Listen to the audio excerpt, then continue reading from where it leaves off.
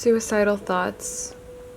For me, they arise after days of feeling empty, hopeless, or being severely triggered. Sometimes they cause anxiety, sometimes they don't. But most times, I just feel so lonely and misunderstood that I begin to question my place in this world.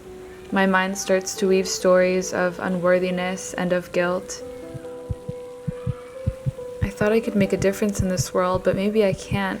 I'm not as strong as everyone thinks. I should just give in. I can't take this pain anymore. I just feel so empty. I just want to disappear. It'll be easier for everyone if I do. I don't deserve to be here. Over the past few years, struggling with suicidal tendencies, I've learned it's not about repressing or pushing these thoughts away, but coping with them in a safe and constructive way until they fade, which they always do. Hi guys! Welcome back to my channel. Thank you so much for being here. It means the world to me that we're spending this time together, and today's video topic is I think a lot heavier, and I think a lot of people stray away from it because of the weight and the murky feeling when talking about suicidal thoughts, but it's something that I've struggled with for so long, and as triggering as it can be, I think it's important to have this conversation. And I do want to start off this video saying that if this is going to make you sad or triggered or send you into a spiraling headspace, then please click out of this and maybe come back when you feel more stable and open to receive. But I'm going to be talking about immediate coping methods for when you're having suicidal thoughts, and then coping methods that you can do over a longer period of time, over the next few weeks or months or years of your life, just to help you cope. And I wanted to quickly give a shout out to the sponsor of today's video, which is BetterHelp, and I really hope that the fact that this is sponsored doesn't take away from my message at all, because BetterHelp is truly an amazing online resource for you to find counseling without insurance, and you basically get matched up with a licensed professional and have someone to talk to, a safe space to go to vent and rant and really be open and candid about your emotions. And I've talked about this before, but therapy literally changed my life. Over the course of 3 months, I saw the biggest shift that I had ever experienced in my life, from being extremely depressed and sad and lonely and anxious. And I talked about my past and my stories so much that it was literally withdrawn from me. I felt like speaking it out took it away from my mind and my heart so that I could finally just put everything out on the table. And I didn't have to go over it and over it in my head. It really helped me make sense of my life, and that's what I did on YouTube as well. When I would rant about my past and my pains, I felt so much better every single time I did that, and it really just took a weight off my shoulders, and I think that everyone needs that. Whether you know that or not, I know I'm a very sensitive person, so I immediately know when I'm bottling something up inside. I can feel the shift like in the way my body feels. But when you do start opening up to someone who isn't going to judge you and who knows how to receive what you're telling them, it can really just change your life. So if you want to try BetterHelp, you can check the link in my bio. And I also, along with that, wanted to read something from my journal, which I think is the reality of a lot of people's situations. This was about a year ago or over a year ago. I've been feeling like I'm going crazy these past few days. So many waves of intense anxiety, and then numbness, and then stability for an hour or so until it hits again. I haven't said anything. I know it would make me feel better too, but I feel afraid and too fragile to be vulnerable to someone who might not know how to respond. That's some real shit. And it just doesn't feel good to bottle things up inside. It really is the first catalyst for healing, is having connection and being able to feel what you're feeling and not feel like they're in any way too harsh for someone else to hear or too intense for someone else to receive, although I know that can happen. And I think that's just why it's really amazing to have a professional counselor, and also just putting a name to whatever mental illness or struggle that you're going through makes it it makes it feel like safer for some reason, which is something I've noticed and some of my friends have noticed. Like when they were diagnosed with depression, it made them feel so much less alone and less crazy because there was a name and a whole system and a whole community of people also struggling with that. And it's much less of this alien feeling that you're having inside of your head when you don't feel motivated to get out of bed and to live your life at all. So yeah, I just really thought that would be an amazing sponsor for today's video. and I just wrote down some of my coping methods for when I'm struggling with suicidal thoughts. And something that I really like to do is see my mind as a container for energy, or a room of energy. And when a suicidal thought is knocking at the door, I put my hands together at my heart and I say, I see you, I acknowledge you, but I'm not letting you through the door. And that's just acknowledging the fact that you have these life-ending thoughts and feelings, but not indulging them. Not asking them questions like, oh, why should I do this? Or how would people react? Or how would I do it? Not indulging that thought and letting it spiral and spiral and spiral until the point where you feel like you have to. But seeing that suicidal thought when it first arises and just being like, I see you, I acknowledge you, but I will not let you through the door of my mind. And I really like to do this a lot because this feels like a power pose to me, and like I'll stand up when I have suicidal thoughts and just do this and take a few breaths, and usually that makes me feel a lot better. But I do know that suicidal thoughts can be something that you feel like in your cells, and it's like your cells are just buzzing with this feeling of not wanting to be there. And connecting with the breath, having intention in your posture, it can really like bring you back to alignment and calm your body down quite a bit. So I really like to do that. I know it's kind of hard to hear, like, your thoughts don't control you. For many people, that is the reality. Like when you think something, it drives you mad. So it can be hard to have that relationship where you acknowledge the thoughts without reacting, but just know that it is a choice to react, and you can react in a way that will bring more love into your life, or you can react in a way that will perpetuate more pain and suffering, which is what I did with self-harm. Was I was just making the situation worse by cutting myself. And so I learned that every single time I was having suicidal thoughts, I had a choice to make my life better or make my life worse. And it's been almost a year since I last self-harmed. In November it'll be a year, and that makes me so happy, and I'm tearing up already. But yeah, it's an incredible act of willpower when you can choose the safer, more enriching coping method over something that is just going to make you feel worse and perpetuate the cycle. So first thing, be the warrior of your mind.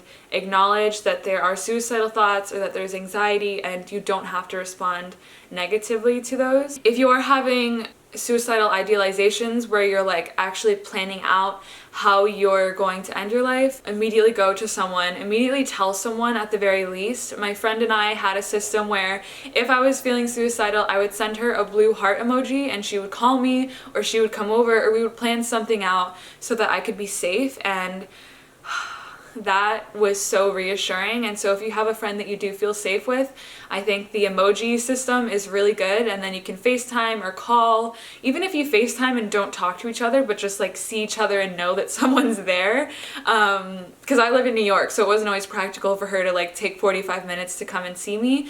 So it would just be like a phone call and just be like, hey, let's just talk, or let's just be with each other while I clean my room and try to calm down. Just immediately tell someone, and have at least someone in your life that you can go to and speak about how you're feeling. Once you've told someone, go to a safe space where you don't have things that are going to be triggering you all around.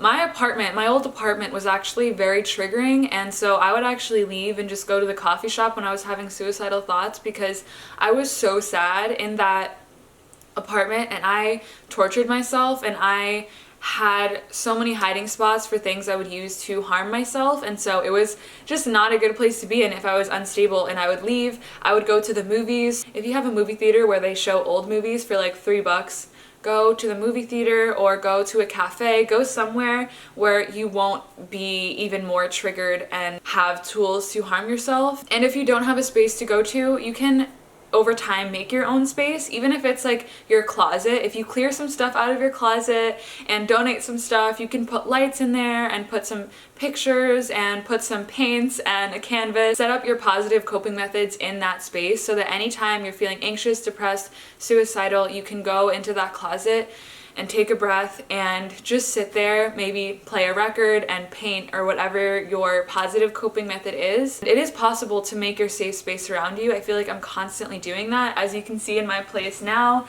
And I actually have my paintbrushes right here. You can make your safe space anywhere, even in a home that is full of screaming and arguing.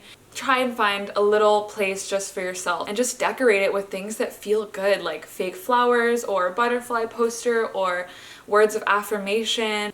Every time you go into this place, have the intention of healing love. The next immediate thing to cope may seem very obvious, but don't abuse substances. Don't try to silence your feelings with sleeping pills or Xanax or alcohol, because that is a slippery slope. And lastly, for the immediate coping methods, is do something positive for yourself and set up your positive coping methods. This goes into the long-term coping methods, but have a list of positive things that you can do when you feel really sad and you're having life-ending thoughts. Have paintbrushes and a watercolor palette ready, or have your favorite fairy tale book right next to your bed, or have your poetry book in your bag at all times. What else are some of mine? Oh yeah, cleaning. I love to clean when I'm feeling sad because it really helps me feel like I'm accomplishing something, and it's really satisfying. It's very instantly gratifying. Some people really like showers. Maybe it'll just help you calm down to the point where you can deal with what you're feeling from a more stable place. Painting,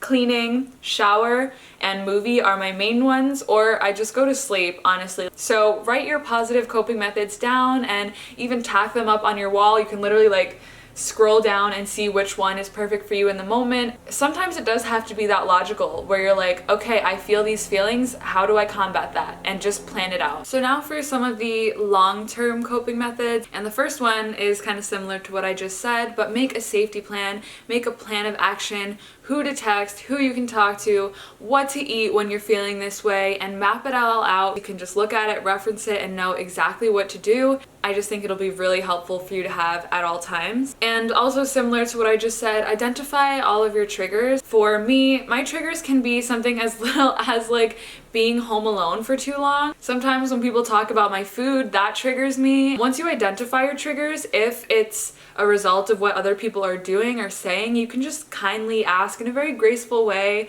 for them to be more mindful about their words. So it's equally important to identify your triggers as it is to share with the people that love you what triggers you, so that they can know how to be there for you and love you. And this seems pretty basic, but this is what I was told in the hospital. We need to make you a plan. What are your triggers? What are your coping methods? And we wrote it down on a piece of paper. Be your own therapist and your own guardian angel right now, and do this for yourself. It's also really important to be on some kind of schedule or routine, and I recommend everyone do that, because it just really, that one good act in the morning of waking up early so that you have time to just read and drink tea will just set you up for such a positive day. Even if you're feeling sad, get some exercise, get some movement in your life, whether you're just shaking while listening to a song or going for a walk. Just get some kind of movement, and also if you can, get out in the sun. Sunshine is so important and healing, and I really realized that after the past winter that I had in New York, where it was like snowing in March and it was so cold and gloomy. When the sun touched my face, I felt my whole body just rejoicing, and I was deficient in vitamin D. So if you can, get out in the sun. And when you're sad, like, it almost makes you angry that it's sunny outside because it's not matching your emotions and you feel like you're wasting your life. But just go out there and sit on a bench and sit there alone or with your friend or with a good book and allow yourself to just feel the sun, even for 5 minutes, even if you have to force yourself. Like, it's so important. And also, being deficient in vitamins can make you unstable and unbalanced as well. Make sure to prioritize time in your life for things that bring you joy, because work can be so stressful and it can seem like, why am I even alive doing something that I hate to make money when I'm not even happy? Like, that is a conversation that happens in a lot of people's heads. And so make time for things that just make you feel happy to be alive. And anytime that I'm feeling really sad, I immediately go and look online to horse stables. I'm like, when can I hang out with horses, or how can I connect with animals, because that makes me so happy. And things like that, you know, when can I plan a next trip upstate to the woods and the forest, or whose dog can I walk right now, you know? When you're sad, it can feel like you're stuck in this sadness, in this life-ending mindset for so long, and it's like you can't even remember what it was like to be happy, but that happiness can still be invoked, you know? Like, it still lingers within you. The full spectrum of emotions is always available to you, and emotions are not set in stone. They're always changing, and I know that you can just completely forget what lightness feels like, but prioritize time to bring a little bit of that back into your life so that you remember what it feels like to be just happy and joyful and hopeful. Maybe even like tell your friend, please, I need something to bring light into my life. Can we plan something together? And lastly, remember your personal goals. Remember what would make you so happy to be alive. What would make you happy to wake up every single morning, and how do you get to that place? I know that these tendencies and these thoughts can come up no matter what you're experiencing in your outer world, particularly with depression. Like, everything can be so fine and jolly, but you still feel sad inside. But it's still nice to write down and acknowledge what would make you truly happy in this life, and can you get to that point? What are the steps that you can take to live a lifestyle where your mental health is prioritized? I was having really bad suicidal thoughts, and I was literally just looking up different places that I could work and live and be around animals, and what always brings me peace is knowing that I don't have to be doing what I'm doing. I could dedicate my life to volunteering and working on a farm and not actually making money, but literally just giving my time and my love to creatures and living a really simple life, or like meditating in the mountains. And I feel like I have to remember that it is a choice to live this kind of lifestyle, and that I can choose another one. It can be a lot simpler. I feel like when we have a lot of options and choices in life, it makes us so confused because we're like debating what to choose and what path to take all the time. But if you take everything away and simplify it, what will truly make you happy? So those are the main things, and I will drop in my little experiences with yoga and meditation because my grounding yoga practice is my medicine. I'm not on any kind of prescribed medicine, and any time that I've tried, every single time it just didn't work for me, and I couldn't go through that trial and error of trying to find the right medication. So when I found yoga and started doing the grounding practices that I needed rather than the quick, fast-paced like yoga workout classes, it really turned my life around, because that was when I was able to see the distinction between reacting to my emotions and how I did that. I was able to sit through suicidal thoughts, anxiety, depression, and not perpetuate it even more. And yoga and meditation has just taught me so much. It's, to this day, the thing that keeps me stable, and I know that when I'm not stable, it's because like I haven't been doing my practices as consistently, and every time that I am doing them really well, I notice that I'm so happy and thriving in all other parts of my life. So I'm just gonna say that, leave it at that. You are so deserving of being here, and I love you. There are people in this world that are safe and that are kind and that know how to communicate, and there are like amazing people in this world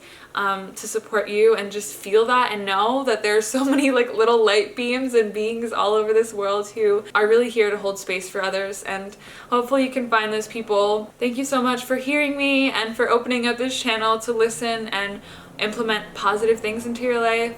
I love you so much, and we're just gonna keep growing together and thriving together. Thank you for being such a big part of my healing journey, and I'm just so grateful. I'm giving you all like the biggest, warmest, most tender, loving hug. I'll see you guys in a video soon, I hope. Bye!